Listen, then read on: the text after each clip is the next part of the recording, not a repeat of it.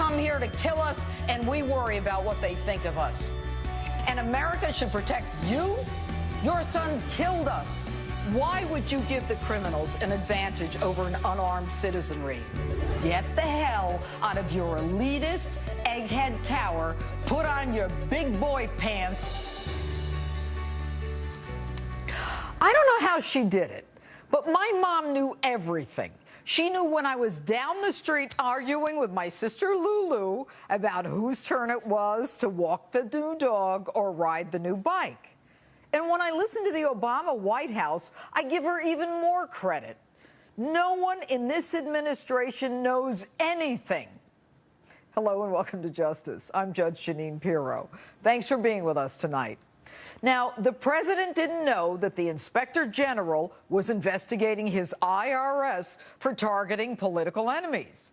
The president didn't know anything about his Justice Department seizure of Associated Press phone records. The Attorney General didn't know anything about his department's subpoena of AP records. But then again, Holder's the one who didn't know anything about Fast and Furious either. And of course, Hillary didn't know anything about the request for help in Benghazi. And Joe Biden, well, he just doesn't know anything about anything. So who's running the joint? I'm convinced my mom could do a better job. This week on full display, the White House reeling after revelations that the IRS targeted political enemies and the Justice Department engaged in the wholesale seizing of press phone records. So what to do? We are out there trying to hunt down the folks who carried this out, and we're trying to make sure that we fix the system so that it doesn't happen again. Weren't you going to do that with Benghazi? Not only did you not get the facts there, the truth is that you lied about the facts, didn't you? The truth is you didn't even send your investigators there for 3 weeks, giving the terrorists, the press, and anyone else who wanted the chance to rummage through classified documents that Ambassador Chris Stevens didn't even have a golden hour to destroy because your consulate didn't meet minimum security standards. But to the IRS, you really want to hunt down the folks that carried this out? I'll tell you where to look. You start with the IRS agents at the Cincinnati office, the guys you first tried to put all the blame on. Then you put them in the grand jury, and you ask them under oath which supervisors directed them to withhold tax-exempt status and investigate anyone who might criticize your administration. Now, you feds know how to do that. You do it all the time. And by the way, the system doesn't need to be fixed. Your administration needs to be fixed. So if you want the truth, tell your director of the IRS exempt division, the learned Lois Lerner, the one who says she's not good at math, not to lie to Congress, which she did when she said that her screening process was unbiased, when in truth, 2 years ago, she knew her agents were flagging all cases of anyone who might criticize your administration. But of course, Mr. President, you'll get to the bottom of this. I think we're going to be able to figure out exactly what happened, who was involved, what went wrong, and we're going to be able to implement steps to fix it. And we began that process yesterday by asking and accepting the resignation of the acting director there. So now you tell the acting director of the IRS, Stephen Miller, that he has to go. With all due respect, Mr. President, mindless Miller wasn't even there when all this happened. And he was leaving in a couple of weeks anyway. You think we're stupid?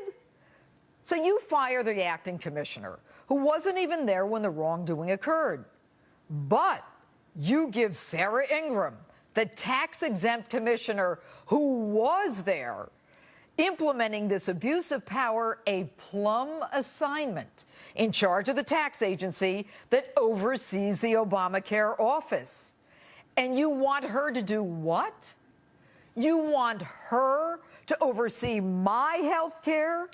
You want my health and my life in her hands? You who look at me through political filters? You who want to know what books I read, what candidates I support, and whether I might someday run for office? You and your IRS and Obamacare henchmen, or in the case of Benghazi, a lack thereof. You and your IRS Obamacare henchmen decide if I get that mastectomy, or if I get the prosthesis for that limb that got blown off because you can't listen to another country that goes out of its way to give us a tip about the Boston bomber, not once, but twice, about two terrorist dirtbags who you're housing, educating, and funding, who want to kill us? And who get to do it because your FBI and your ICE agents can't for the life of them figure out how to identify and stop someone from coming back into our country after spending 6 months in the country from which they supposedly sought political refuge. But, oh, I forgot. What difference at this point does it make? Well, maybe I'm just spending too much time on Benghazi. But then you engage in a massive, unprecedented intrusion of phone records of journalists, editors' offices, home phones, cell phones. This is serious stuff, Mr. President. We are not North Korea. This is not Iran. A little primer here. If law enforcement wants press records, you notify the press, you negotiate with the press, and you give them a chance to challenge in court, unless there's a substantial threat to the investigation. Now, you were in negotiations with the AP. They agreed to embargo or hold back your story. You know, there are always two reasons for things: the given reason and the real reason. Mr. President, you were in the middle of a very tight presidential race, and you planned a press conference to beat that drum about how you dashed yet another terrorist plot.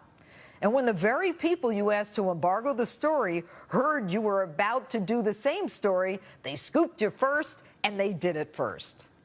Time to maybe get even and target the press?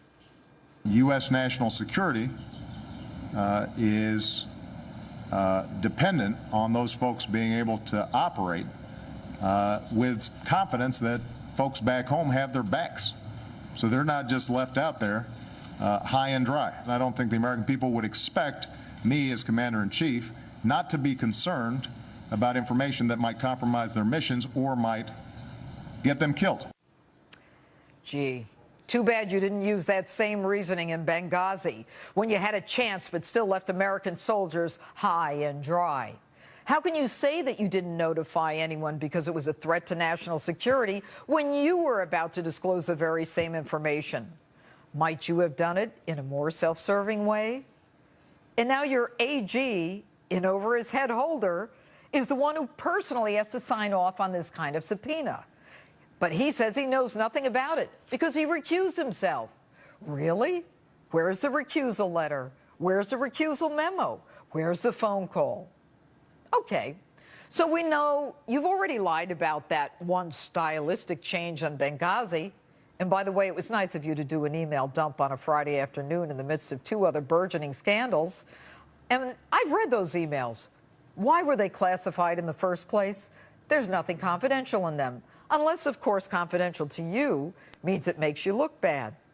And even Petraeus, who may be a philanderer, was honest enough to say, frankly, I just assume not use this. Translation, not lie.